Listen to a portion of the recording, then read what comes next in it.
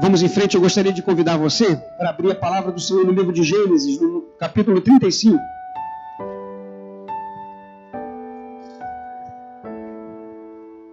Como diz o nosso irmão Rivaldo, nós estamos em estilo acampamento, né? Nós mobilizamos tudo e desmobilizamos. Eu espero que semana que vem a gente já consiga, vai ser meio acampamento e na próxima, adeus acampamento. Glória a Deus. O verso 1 diz assim: Deus disse a Jacó: suba a Betel e estabeleça-se lá e faça um altar ao Deus que lhe apareceu quando você fugia do seu irmão Esaú. Eu vou repetir. Deus disse a Jacó: suba a Betel, estabeleça-se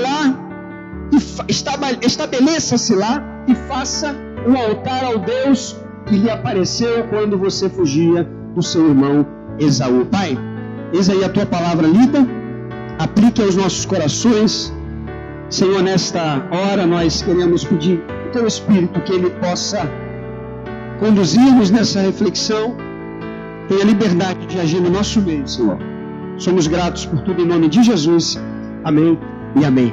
Ao ler essa passagem, me chamou muita atenção esse episódio que Jacó vivenciou.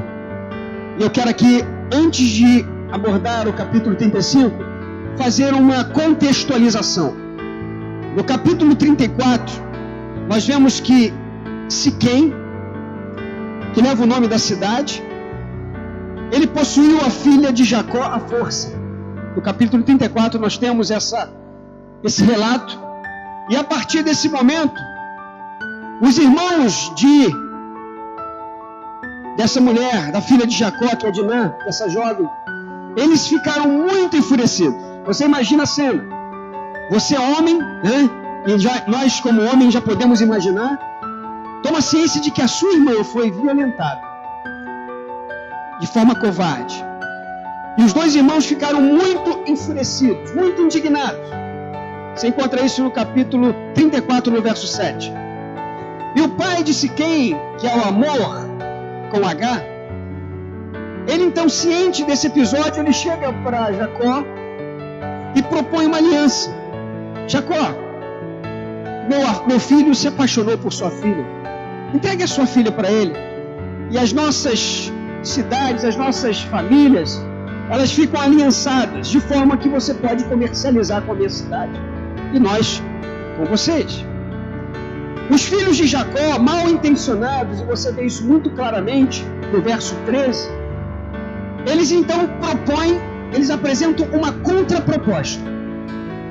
A irmã foi violentada, o pai, como se quisesse restaurar ou restabelecer a ordem, ou minimizar os prejuízos, ele propõe que haja esse casamento.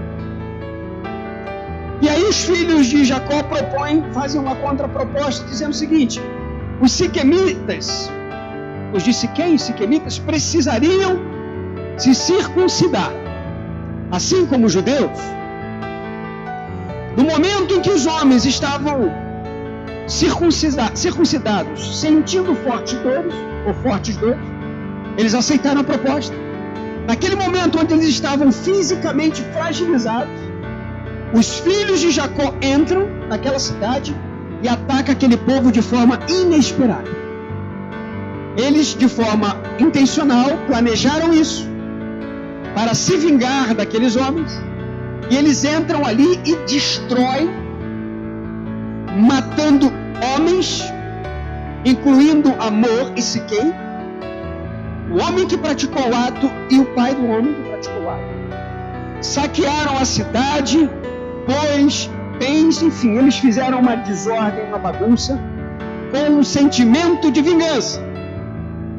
E a partir daquele momento, Jacó ficou muito preocupado com a repercussão daquele feito, daquele acontecido naquela região, naquela terra, onde existiam também os cananeus e os fariseus. Então é nesse contexto que precede o versículo que nós lemos, a partir de um ato impensado, de algo que aconteceu, fruto do ímpeto do homem. E nós, em primeira instância, nós poderíamos até dizer assim, olha, houve uma certa razão, ela foi violentada, e eles quiseram prestar conta disso. Mas nós sabemos que a palavra nos orienta para nós não fazermos justiça com as nossas próprias mãos. Porque nós sempre aprendemos aqui, inclusive, quando nós estávamos lá, o bispo ele sempre pontuava uma questão, porque a medida da nossa justiça ela é desequilibrada. Ou nós fazemos demais, ou nós fazemos de menos. Mas o Deus a que nós servimos, ele é um Deus justo. Ele é um Deus verdadeiro e nós devemos atribuir, ou dever, ou entregar nas mãos dele tudo aquilo que nós queremos para as nossas vidas. E no verso 35, e quando eu li essa passagem, o verso 1 e 2, eu comecei a refletir de algo tão especial, que diz assim, Deus disse a Jacó, repita comigo, Deus disse a Jacó, suba a Betel, estabeleça, só essa parte Deus disse a Jacó, que eu quero que você grave, Deus disse a Jacó, no parte 1, e disse, olha, suba a Betel, estabeleça-se lá, e faça um altar ao Deus que lhe apareceu, quando você fugir do seu irmão. Agora no parte 2, está escrito assim, disse pois Jacó aos de sua casa, repita comigo, disse pois Jacó aos de sua casa e a todos os que estavam com ele. A primeira parte disse Deus, repita, disse Deus, e a segunda parte disse Jacó. Quando eu parei e olhei esse texto, eu falei, tem uma aplicação aqui muito interessante. Deus dá uma direção a Jacó. Jacó, eu não vejo, pelo menos um lapso temporal, entre o último verso do capítulo 34, que é o verso 31, eu não vejo um tempo onde esse diálogo se deu. Porque havia uma circunstância muito complicada, que os irmãos disseram para Jacó, Jacó falou, agora eu estou preocupado com a repercussão disso. E os irmãos falaram assim, olha pai, está certo ele tratar nossa irmã como uma prostituta? Eles apresentaram a argumentação. E a partir dessa argumentação, Deus entra em cena. E a Bíblia não nos diz como isso se deu, se Jacó foi buscar a orientação, se Jacó orou, se Jacó estava dormindo, eu não sei. Só sei que se a Bíblia falou que Deus falou, ele falou. E quando Deus falou com ele, ele disse para ele assim, suba a Betel, se estabeleça e faça um altar. Deus deu 3 ordens para ele. Primeiro, suba a Betel. A segunda, se estabeleça. E a terceira, faça um altar. Então Jacó levantou-se e, assumindo a legítima posição do líder, ele entra em cena e dá uma ordem, dá uma direção para a família. E é isso que Deus quer de mim, você líder. Eu prometi não falar essa palavra líder, que estava me dando um arrepio. Os irmãos sabem disso. Quem tem ouvidos, ouça. Eu não estou achando outra palavra, chefe, não, né? Mas o responsável. O responsável, Jacó, da sua casa, disse assim, livrem-se dos deuses estrangeiros que estão entre vocês. O primeiro direcionamento que Jacó deu à sua família. Jacó se levanta e assume a responsabilidade de contextualizar essa direção de Deus. Deus disse, vai para Betel. Deus não falou para ele, faça isso, faça aquilo outro, faça aquilo outro. Ele deu uma direção, vá para Betel. E Jacó, entendendo o contexto, Jacó, conhecedor do Deus a quem ele teve já uma experiência prévia anteriormente, porque Jacó já foi referenciado por Deus como local onde ele estava ou esteve quando fugia do seu irmão, e o contexto era de fuga também. E quando você fala em fuga, em lugar de esconderijo, a Bíblia diz que aquele que habita no esconderijo do Altíssimo, a sombra do Onipotente descansará. Se você tiver que se esconder, que seja no Altíssimo. Se você tiver que buscar algum refúgio, que seja no Altíssimo. porque Ele é soberano, Ele sabe o final antes do início, e Ele não falha, aleluia. E Jacó levantou-se, assumindo a legítima posição, ordenou à sua família que se livrassem dos deuses estranhos, se purificassem e tocassem de roupa. Opa, que interessante. Bem, eu escrevi aqui tocar de roupa. Eu falei, bem, eu não posso ir para a igreja com a roupa suja. Eu tenho que trocar de roupa, né? Como é que eu vou pregar roupa? Tem que ser trocada. Eu fui em casa e troquei de roupa. Jacó estava dizendo para sua família, olha, antes de nós chegarmos a Betel, porque ele não tinha falado ainda o propósito. Ele deu orientações diretas que traduziam necessidades de melhoria, necessidades de correção, necessidades de ajustes no percurso, na vida, na trajetória, na família, na casa, para que então fosse possível se dirigir ao local que Deus havia estabelecido. Vemos que haveria ou tinha uma necessidade ali de preparo, algo prévio para chegar até Betel. Vejam, o desejo de justiça dos filhos de Jacó, como nós falamos, era de certa forma até compreensível. Mas a forma como agiram, a forma impiedosa, foi equivocada. Deus com certeza não concordou. E seu pai, como aquele que tem o discernimento, ele viu que o resultado daquela ação não seria produtivo, não seria positivo. E isso traria resultados. Então ele se antecipa e diz, é melhor nós partirmos daqui. É melhor então obedecermos à voz de Deus. E o processo se deu com Jacó, primeiro limpando a sua casa. Diga comigo, limpando a casa do mal, antes de voltar para Betel. Quando foi ministrado aqui, falando sobre Ezequiel 37, o Vale dos Ossos Secos, né? Quando Ezequiel viu aquele vale, ele trouxe uma palavra profética. O Espírito o conduziu a profetizar.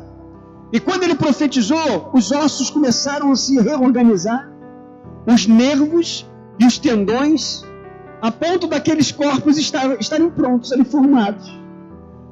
Mas o processo estava concluído? Ainda não. O Espírito de novo o impeliu a profetizar, para que o Espírito entrasse naqueles corpos, para que houvesse vida naquele exército. E muitas vezes Deus está falando conosco, nós paramos na metade do caminho. Nós não conseguimos perceber, discernir, Senhor, o que Tu queres para a minha vida, para a minha casa, para a minha família. E a minha oração nesta noite é que o Senhor nos dê esse discernimento. Porque aquele que começou a boa obra, Ele é fiel para concluí-la. Mas Ele quer que eu e você interpretemos as ordens, o caminho, o processo que Ele quer fazer na minha e na tua vida. Então, se você profetizou algo nesta noite, a partir desta ministração, dizendo, Senhor, eu abençoo a minha casa, eu abençoo a minha família, Deus quer que você faça algo mais ainda. E Ele quer que você faça.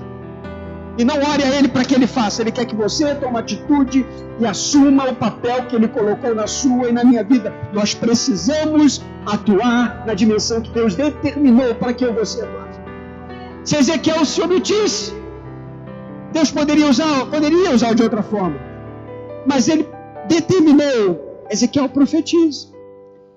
E Deus quer que você profetize mais uma vez. Vamos ministrar desta maneira? Vamos aplicar essa verdade? Você já orou por sua família nesta noite? Já declarou algo acerca da sua família nesta noite? Eu vou lhe dar 2 minutos para você concluir esse processo e dizer, Senhor, eu profetizo vida para minha casa, vida para o meu relacionamento, vida para os meus filhos, vida para minha esposa, vida para minha família. Fale com Ele agora, diga, Senhor, eu profetizo vida. Eu profetizo, Senhor, que a minha família não vai ficar prostrada, vai ficar de pé. Aleluia. É assim que nós devemos declarar. Precisava voltar a Betel, o local de bênção, o lugar onde Deus falou com ele no passado. Jacó estava distante de Betel. E muitas vezes nós não nos damos conta de que estamos distantes do lugar da presença de Deus, o lugar da adoração de Deus, o lugar da bênção de Deus. Nós estamos comentando aí que muitas vezes nós estamos caminhando e as coisas estão indo bem. E nós não discernimos que não era aquela direção que Deus queria que nós tomássemos. E em determinado momento, Deus estabelece um marco e diz assim: olha, até aqui eu lhe permiti, agora eu vou ter que fazer algum ajuste de rota. E nós precisamos estar atentos à voz do Senhor, atentos ao que Ele quer para mim e para você. Jacó estava distante de Betel. E ele, segundo o entendimento que nós temos das Escrituras, ele estava tolerando muitas coisas. Porque se ele vira para casa e fala assim, tira os ídolos de casa, é porque ele tinha permitido a entrada dos ídolos. Essa é a leitura que a Bíblia nos diz. Não pode ser diferente. Se ele é o responsável, ele permitiu que acontecesse. Havia tolerado e permitido a falsa adoração. Haviam deuses estranhos no meio da sua casa. Não é possível mantermos dois altares na nossa vida. Não é possível mantermos dois altares em nossas casas. Ou nós adoramos um, ou nós adoramos a outro. E é isso que Deus quer de mim e de você nesta noite também. Para voltar a Betel, eu preciso discernir quem são ou quais são os deuses que estão guiando, orientando e influenciando a minha vida. A ordem de Deus era para subir a Betel, que significa casa de Deus, lugar de bênção, lugar de bênção do Senhor. E esta deve ser a nossa prioridade, porque quando eu falo em Betel, eu falo no lugar onde Deus se revela, onde eu tenho comunhão. E esse lugar de comunhão, de adoração, ele está aí, dentro de você, porque é a morada do Espírito do Deus vivo. O Espírito Santo, ele habita em nós, nós somos templos, morada do Senhor. E este ambiente físico é um ambiente onde nós escolhemos congregar o rebanho, onde nós escolhemos congregar cada tijolinho dessa construção, para juntos incentivarmos uns aos outros, ajudarmos uns aos outros, fortalecermos uns aos outros, como diz em Romanos 1, palavra de encorajamento, Paulo, dizendo quando vocês se reunirem, que haja. E Betel é muito além de que um lugar. Betel é a nossa vida, nosso coração. E a ordem de Deus era suba para Betel. E depois Deus deu outra ordem para ele, olha, vá até lá e habite aquele lugar. Se estabeleça naquele lugar. Deus não quer turista em Betel. Deus não quer só ter um momento, um cafezinho da tarde contigo, né? Ou aquele momento regular, britânico, né? O chá britânico. Deus não quer isso, Ele quer constância, Ele quer permanência. Ele quer, como diz o apóstolo, firme e abundante, sempre constante na presença do Senhor. É isso que Deus quer de mim e de você. Deus não disse para visitar Betel. Ele falou para habitar. Ele falou para permanecer. A comunhão precisa ser constante. Não pode ser uma visita. Tem que ser uma construção permanente. Quem habita, cuida. Não é isso? Você deixa relaxado o lugar que você habita? Não. Você cuida. Quem habita, zela. Quem habita, defende. E a comunhão deve ser algo permanente. É isso que o Senhor quer de mim e de você, porque se assim não for, você não floresce. Você já viu algum galho que é enxertado, aí tira. Depois enxerta de novo e tira. Esse galho não vai dar fruto. Esse galho não vai ser produtivo. Porque a seiva do Senhor, ela vai ser de forma eventual. Então, de repente, pega até força, mas a folha murcha. De repente, até pega força, o fruto surge, mas ele não sustenta, ele fica pequeno, ele não cresce, ele não tem sustentação. Por isso que Deus quer que você tenha uma relação com Ele em Betel constante. Habite em Betel, habite na presença do Senhor, habite na casa do Senhor. Que o Espírito Santo não seja algo eventual, mas que seja algo perene na sua vida. Nós estamos falamos domingo passado, sobre o Espírito Santo na escola bíblica dominical e falamos sobre a presença, o movimento da igreja primitiva, os pilares da igreja primitiva, a doutrina dos apóstolos, partir do pão, a comunhão e oração. E o Espírito Santo foi a mola mestra, o elemento chave que desenvolveu todo esse caminhar e nos fez ou nos conduziu até a data de hoje, até o dia de hoje, aquele agir sobrenatural trouxe a igreja até o dia de hoje. Porque Betel foi realidade e tem sido realidade na vida da igreja, assim tem que continuar. A igreja do Senhor, ela nunca é derrotada. A igreja do Senhor, ela prevalece, diz as Escrituras, contra as portas do inferno. Mas precisamos ser igreja do Senhor. Não devemos estar igreja do Senhor. É diferente. O ser e estar, não é isso? Eu preciso ser, eu não preciso estar. Eu não devo estar. Porque Deus quer usar aqueles que são. Diga para o irmão, irmão, vamos ser. Diga para ele.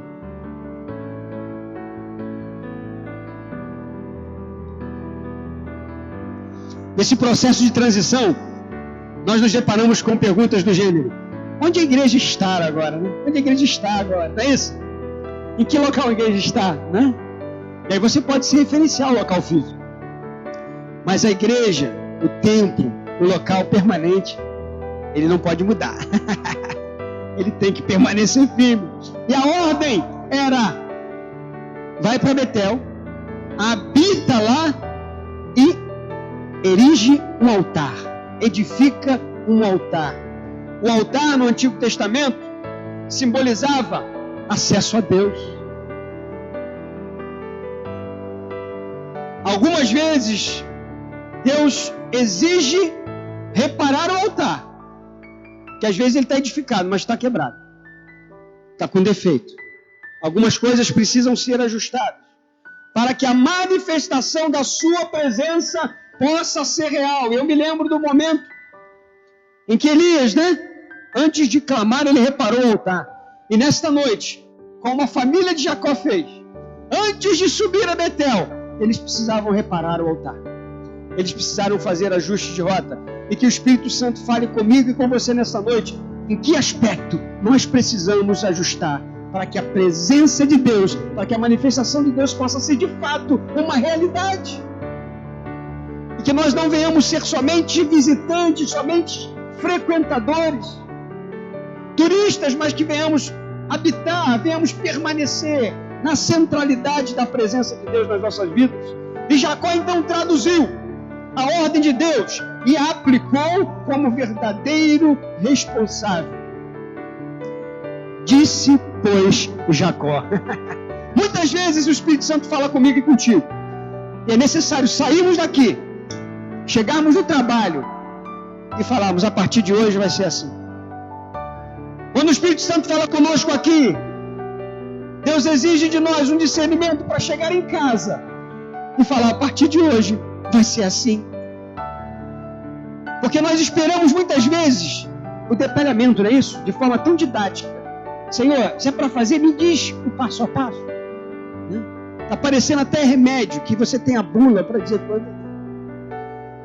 Mas se o Espírito Santo está em você, ele vai te dizer: olha, é esse ponto que você tem que cuidar. Mas para você ouvir a voz de Deus, você tem que se levantar.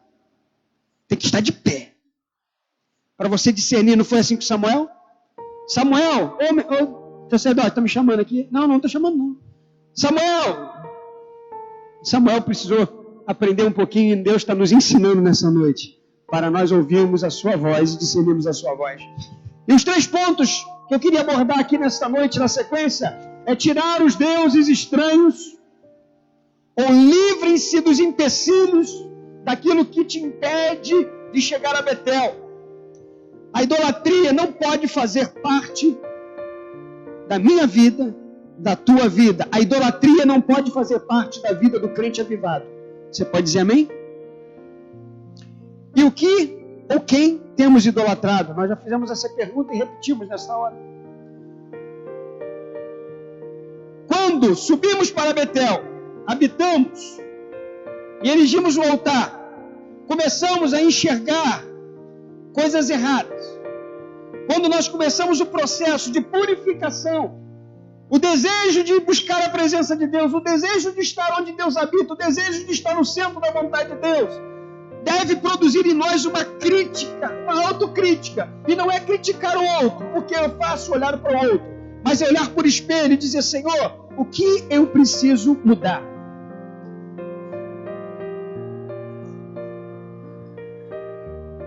Eu já sei algo que precisa mudar: a posição do ventilador.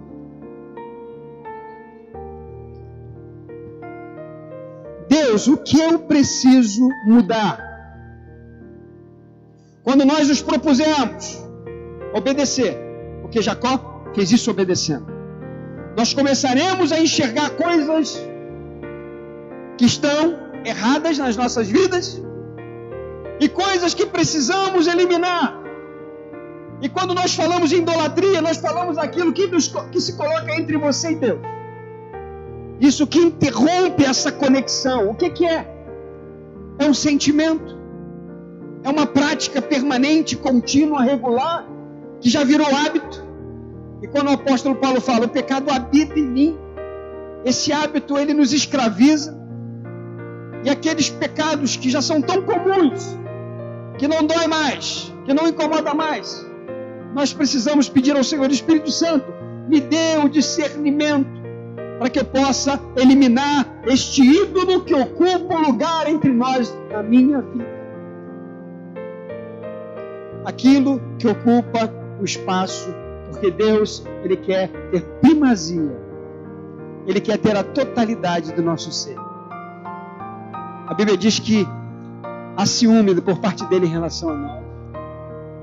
O Senhor, Ele nos ama tanto que não quer que dividamos, que nós sejamos divididos, com nenhum outro senão com Ele.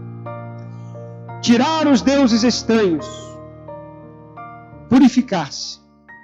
Repita comigo: tirar os deuses estranhos do meu lar. Tirar os deuses estranhos da minha vida. É isso. Porque Jacó fez uma análise introspectiva, discerniu e levou para a família. Precisamos todos nós fazer esse acerto de rota.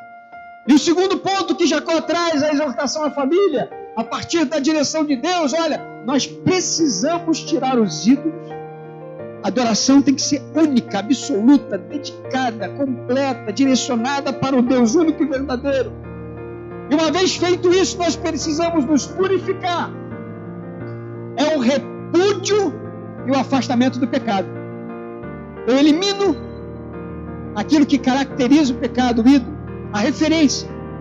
E a partir daquele momento eu preciso que Deus me limpe de tal maneira que eu passe a ter repúdio. Aquilo já não é mais uma opção. Aquilo já não é mais uma possibilidade, já não é mais uma escolha. E nós temos dito, quando você fala assim: eu vou desistir, seja no relacionamento, seja em aquilo que Deus colocou nas tuas mãos. Irmãos, lembre-se que não é uma escolha, não é uma alternativa desistir quando você está num projeto que Deus colocou, quando você está na direção de Deus.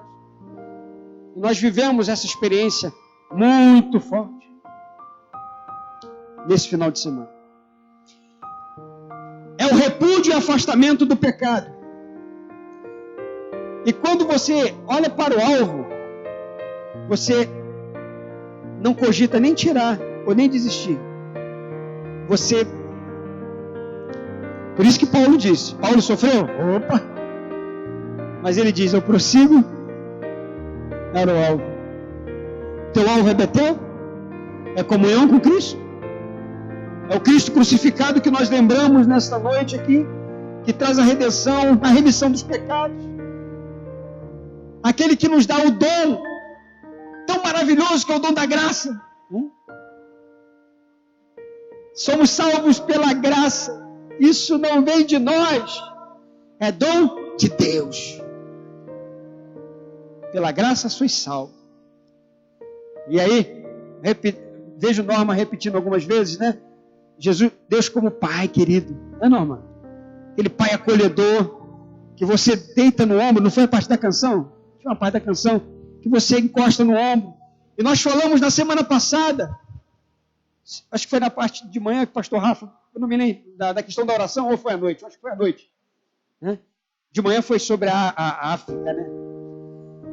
Que o processo de tratamento dos profissionais da área da mente, da psicologia, você está sentado no divã, deitado no divã, você está passando ali, desabafando com alguém que você sabe que tem capacidade de lhe orientar, lhe dar uma direção.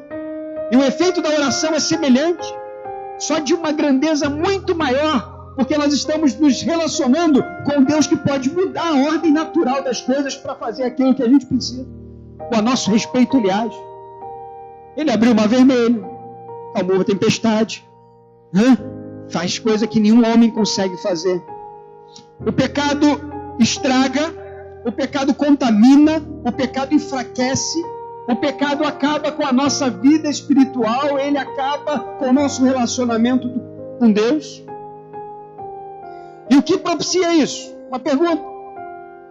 Porque eu preciso cortar na origem. Você já viu, todos nós sabemos disso, quando você está com alguma dor, você toma um remédio, não é isso? O remédio cura ou remedia. Passou, aí você acha que está bem, e você vai adiante e não está bem, você tem que tomar outro remédio.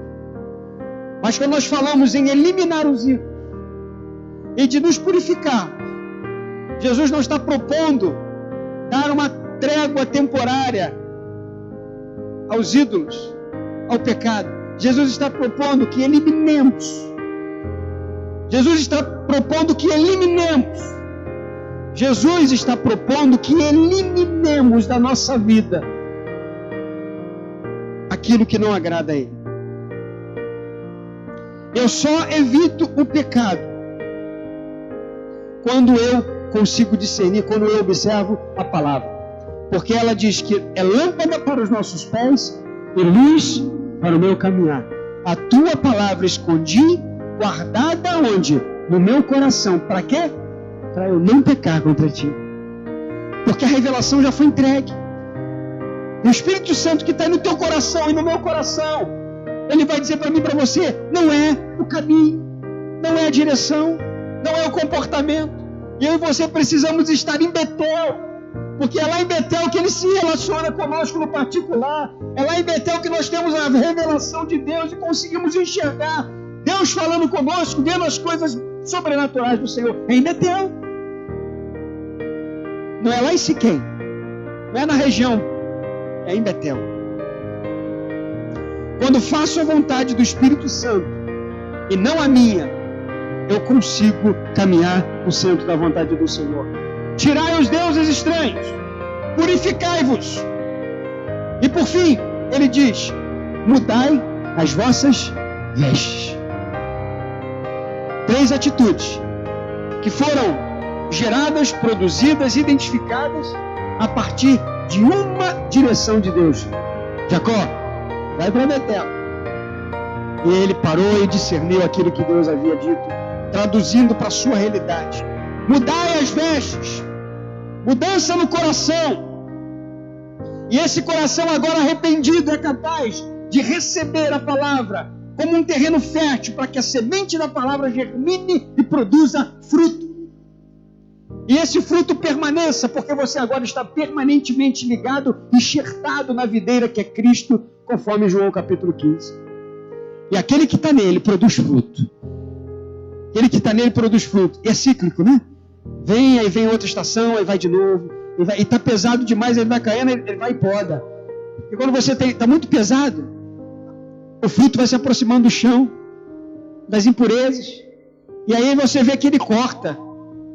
Poxa, mas isso deve doer, dói, mas faz parte. Porque ele precisa cortar para que você volte à posição que ele queria que você estivesse e você possa produzir novos frutos. Você está disposto, disponível para o Senhor cortar se necessário for? Amém? Amém? Ele ouviu o seu amém, viu? Esse coração agora arrependido, precisamos abrir os nossos corações e nos submetermos à vontade, as nossas vidas, a vida da nossa família, submetermos a um processo de cura. De cura.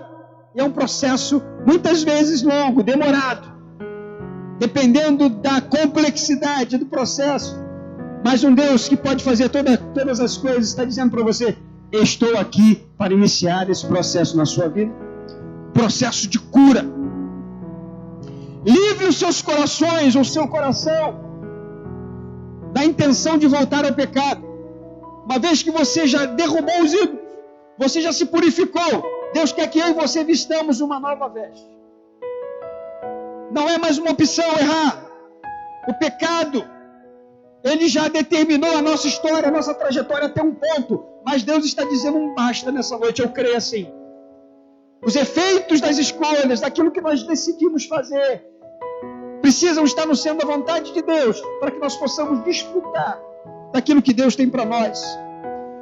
Veste significa cobertura, né? Novas vestes.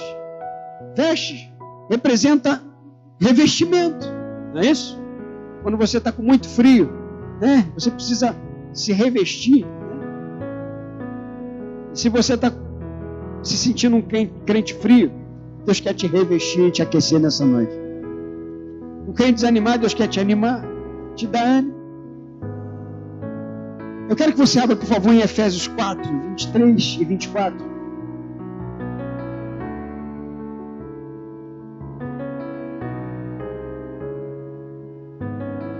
Eu quero te dizer nessa noite, e você já sabe disso, que a mente é o local onde a batalha acontece.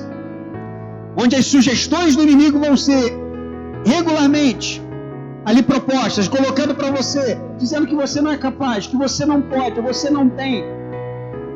Mas como nós renovamos a mente e nós observamos as verdades bíblicas, aquilo que Deus tem para nós assumimos que de verdade nós podemos, de verdade nós temos, de verdade nós somos, a serem renovados no modo de pensar, diz a minha versão, a revestir-se do novo homem, criado para ser semelhante a Deus em justiça e em santidade, provenientes da verdade. Portanto, cada um de vocês deve abandonar a mentira e falar a verdade ao seu próximo, pois todos somos membros de um mesmo corpo.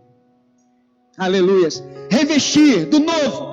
E Deus quer trazer um novo revestimento para mim, para você e para nossa casa. Nesta noite, eu não sei se você crê nisso, eu não sei se você toma posse, mas a Bíblia diz que tudo é possível que crê. Eu quero te incentivar, eu não quero te convencer, eu não quero te influenciar, mas eu quero te incentivar a crer naquilo que a palavra diz, naquilo que a palavra nos traz. E na medida que nós fizermos isso, estando no centro da vontade de Deus, implica em estarmos em total submissão. Volta para Betel. Volta para Betel. Jacó podia ter desobedecido, ou não? Podia. E aí sofreria as consequências. E Deus nesta noite está dizendo: volta para Betel, o local de Deus, um local de encontro, um local que eu tenho relacionamento contigo. Eu volto a dizer que esse local não é necessariamente um local físico, mas é o teu momento com Deus, a tua comunhão com Deus, que é aqui, que é no carro, que é em casa, que é no trabalho, que é na cozinha, que é no banheiro tomando banho, que é fazendo o que quer coisa. Deus quer ter comunhão contigo em todos os momentos, pleno, completo. Diga para o irmão: volte para Betel.